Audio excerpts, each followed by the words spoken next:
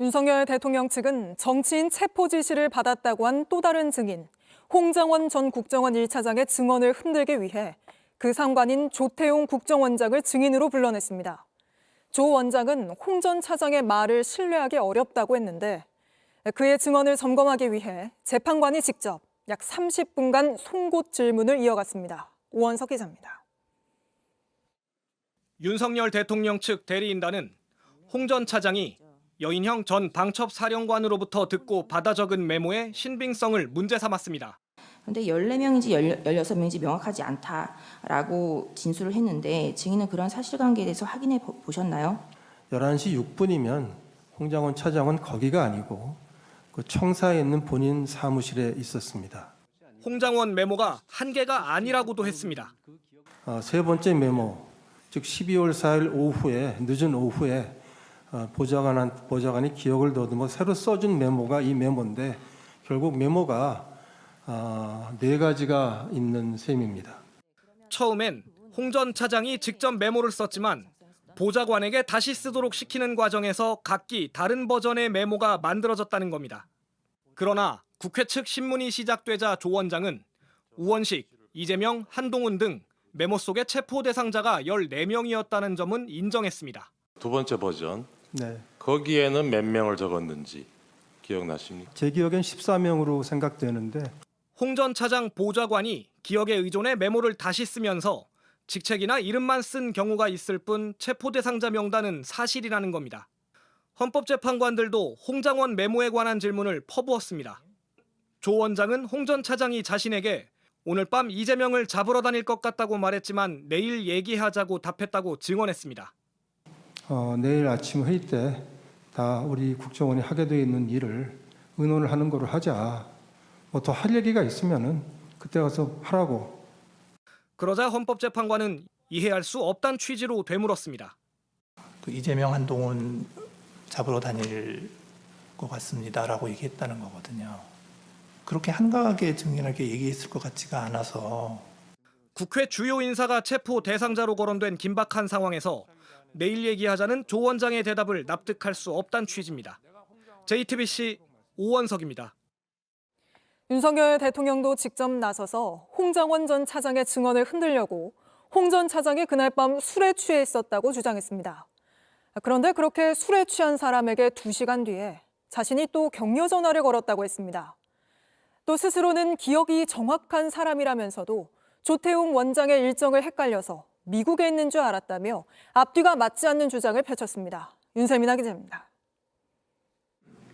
윤석열 대통령과 홍장원 전 국정원 1차장의 첫 번째 전화 통화는 계엄 선포 2시간여 전인 밤 8시 20분쯤 이루어졌습니다.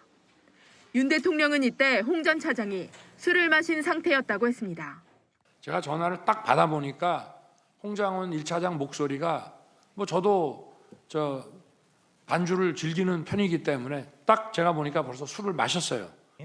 조태용 국정원장이 해외 출장으로 자리를 비웠으니 국정원을 잘 챙기란 취지로 전화한 것이라고 했는데 그런 홍 전 차장에게 계엄 선포 30분 뒤 또 전화를 해 격려를 했다고 주장했습니다. 해외 출장 때 국정원 해외 담당 파트가 이런 경호 정보에 대해서 협조를 하니까 격려 전화를 한번 해줘야 되겠다고 해서 한 것인데 홍 전 차장이 윤 대통령으로부터 싹 다 잡아들이라는 지시를 들었다고 일관되게 증언하고 있는 그 전화입니다. 홍 전 차장이 술에 취해 있었다며 진술의 신빙성을 흔들려는 시도로 읽힙니다. 윤 대통령은 또 자신이 기억이 아주 정확한 사람이라고 했습니다. 하지만 계엄 선포 전 조태용 국정원장이 미국에 있는 줄 일정을 착각했다는 주장을 반복했습니다. 저는 기억력 아주 정확한 사람입니다. 원장님, 아직 거기시죠? 제가 이랬습니다. 저는 미국으로 생각하고 그랬더니 예, 저 아직 여기입니다. 라고 답을 하셨습니다. 그래서 저는 그게 미국에 여전히 계신다고 알았기 때문에 정작 조 원장은 국정원 공관에 있다고 분명히 이야기했다고 했는데 윤 대통령은 기억하지 못한 겁니다. 미국에 안 갔다라는 말을 분명히 하셨다는 말씀이시죠? 그러니까 제 기억은 그렇습니다. 예, 그리고 알겠습니다. 조금 있다가 국무회의에서 만나지 않습니까? 예. 윤 대통령은 또 계엄 당일 저녁 삼청동 안전가옥에서 김봉식 서울경찰청장 등을 만난 건 김용현 국방장관을 소개하는 뜻이었다고 말했습니다. JTBC 윤세민입니다.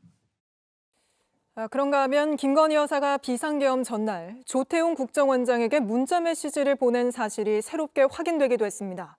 조 원장은 답장까지 보냈고 김 여사와 문자를 주고받는 게 자주 있는 일은 아니었다면서도 내용은 기억 안 난다고 증언했습니다.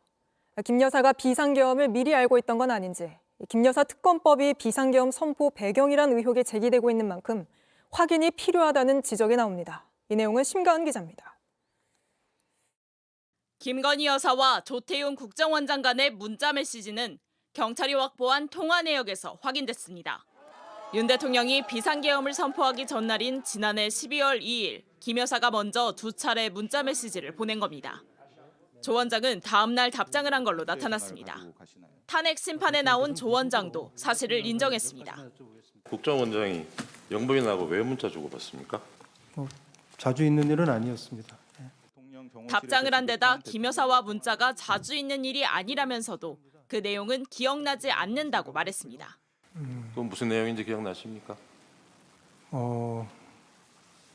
글쎄요, 금방 기억이 잘 안 납니다. 그런 내용을 이 민감한 시기에 주고받았다는 걸로 누가 의심을 하면 어떻게 답변하시겠어요? 결국 뭐가 남아 있으면 그걸 보시면 판단이 되지 않을까 싶습니다. 대통령 부인이 국정원장에게 하필 비상계엄 전날에 직접 연락한 것을 두고 의문이 제기됩니다. 김 여사가 비상계엄을 사전에 알고 있었는지 확인이 필요한 겁니다.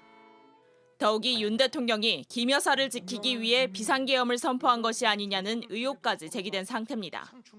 김용현 전 국방부 장관은 검찰에 계엄 열흘 전 윤 대통령이 명태균 공천 개입을 언급하며 비상대책이 필요하다고 말했다는 취지로 진술했습니다. 윤 대통령 본인은 물론 김 여사가 연루된 사건입니다. 검찰은 내란 사건 재판에 도이치모터스 의혹을 담은 김건희 특검 법안을 증거로 내기도 했습니다. 여기에 국정원장과의 연락까지 드러나면서 김 여사가 12.3 내란 사태와 관련이 있는지 추가 수사가 필요하다는 목소리가 나옵니다. JTBC 심가은입니다.